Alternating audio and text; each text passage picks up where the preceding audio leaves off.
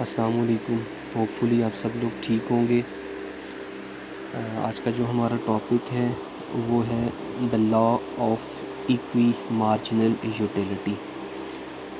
Last time जो हमने law discuss किया वो था law of diminishing marginal utility, और उस law of diminishing marginal utility में एक मेजर डिफेक्ट था, और वो डिफेक्ट क्या था, डेफिशिएंसी थी। वो डेफिशिएंसी क्या थी?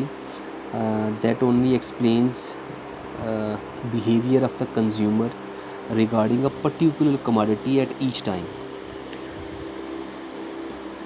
कंज्यूमर बिहेवियर तो वो शो करता है law of diminishing marginal utility, लेकिन उसका जो डिफेक्ट था वो ये था कि वो एट ईच टाइम कंज्यूमर का जो बिहेवियर एक्सप्लेन करता था वो रिगार्डिंग पर्टिकुलर कमोडिटी था, regarding only a single product.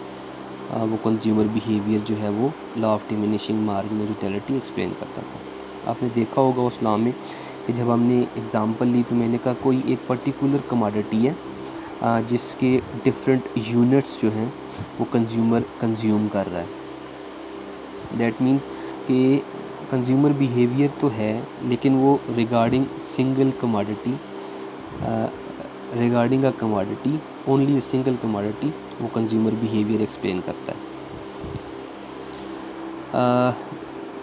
Law of equi marginal utility जो आज हमारा टॉपिक है, it is an extension of law of diminishing marginal utility. पहली बात ये है कि it is an extension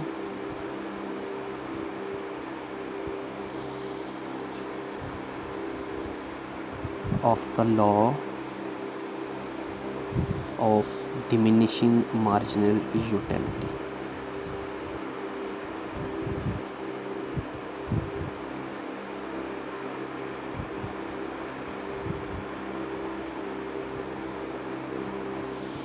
law of equi marginal utility law of diminishing marginal utility की एक्सटेंशन है।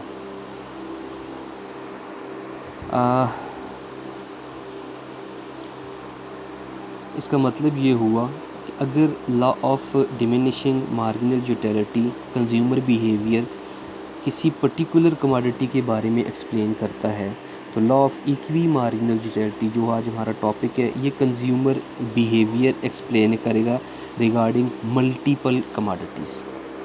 It explains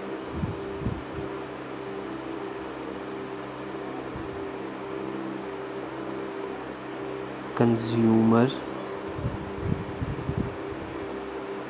behavior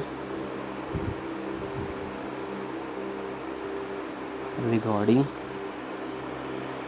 multiple commodities।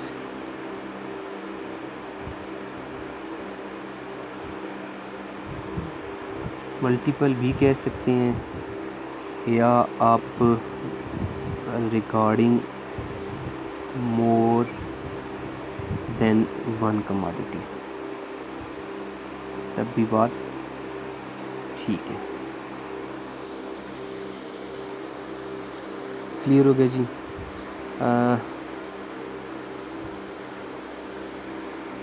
Law of equi marginal utility consumer behaviour explain करता है regarding multiple commodities, regarding the commodities more than one. इसमें कोई भी house hold जो है, मैंने आपको हाउस होल्ड की डेफिनेशन बताई थी कि फैमिली मेम्बर्स होते हैं, 3 हों, 4 हों, 5 हों, और उनके जो सरबराह होता है वो एक बंदा होता है। उनकी जो इनकम का सोर्स होता है वो कोई एक बंदा होता है। लाइक हमारी फैमिलीज़ में जिस तरह हमारे फादर होते हैं, तो एक फादर हो, एक मदर और 2-3 बच्चे हों, तो ये 4-5 बंदों का एक हाउस होल्ड बन जाता है। तो इस लॉ के accordingly, law of equi marginal utility के अकॉर्डिंगली, कोई भी हाउस होल्ड अपनी यूटिलिटी को मैक्सिमाइज़ करेगा। किस तरह मैक्सिमाइज़ करेगा? वो अपनी अवेलेबल इनकम को एलोकेट करेगा among many commodities among multiple commodities, so that जो उसकी यूटिलिटी है from the last Penney of his income उसने इस तरह स्पेंड की हो कि उससे अटेनेबल जो यूटिलिटी है, ये जो मार्जिनल यूटिलिटी है, हर एक पेनी से, हर एक पैसे से, हर एक एक्सपेंडिचर से जो अटेनेबल मार्जिनल यूटिलिटी हो वो क्या हो, इक्वल्स हो। मैं फिर एक्सप्लेन करता हूँ। According to the law of equi marginal utility, कोई भी हाउस होल्ड अपनी यूटिलिटी कैसे मैक्सिमाइज़ करेगा कि उसकी जो अवेलेबल इनकम है वो अमंग कमोडिटीज़ इस तरह उसके एक्सपेंडिचर्स बनाएगा, इस तरह एलोकेट करेगा कि उस इनकम की जो लास्ट पेनी है जो उसने स्पेंड की है उससे जो अटेनेबल मार्जिनल यूटिलिटी है वो क्या होनी चाहिए, इक्वल्स होनी चाहिए। मैं इसको यहाँ पे लिख लेता हूँ ताकि आपको ये फर्दर क्लियर हो जाए। The house hold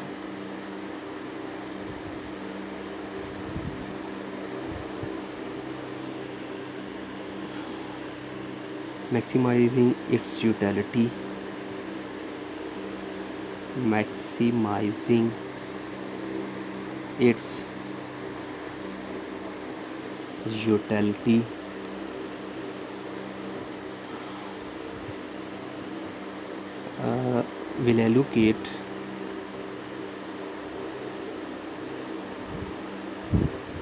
will allocate its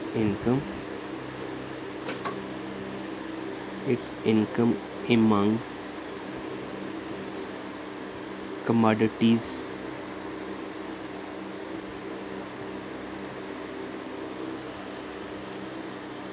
so that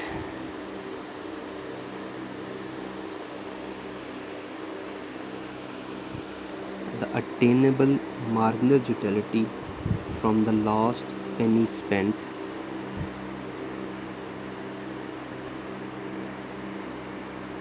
attainable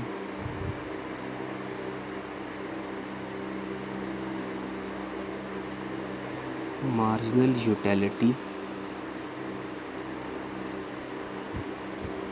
from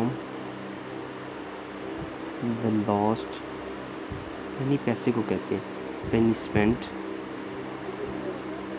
on each is equal। इस तरह एलोकेट करे कोई भी हाउस होल्ड अपनी available income on different commodities, इस तरह एलोकेट करे कि उसके हर एक एक्सपेंडिचर से जो अटेनेबल मार्जिनल यूटिलिटी है या जो अटेनेबल यूटिलिटी भी कह सकते हो वो क्या हो, इक्वल।